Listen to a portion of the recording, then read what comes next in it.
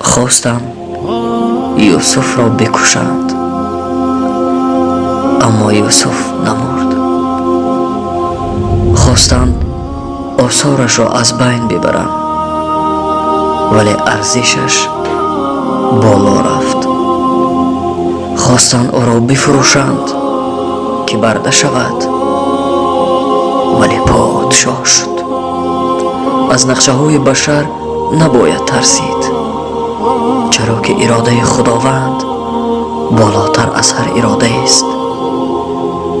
یوسف می دانست که تمام درها برایش بسته است، لیکن به خاطر الله برای درهای بسته دوید و تمام درها برایش باز شد.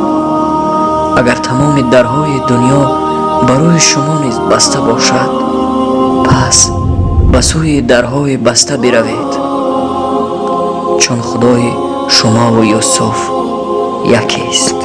إنا أنزلناه قرآنا عربيا لعلكم تعقلون نحن نقص عليك أحسن القصص بما أوحينا إليك هذا القرآن وإن كنت من قبله لمن الغافلين. إذ قال يوسف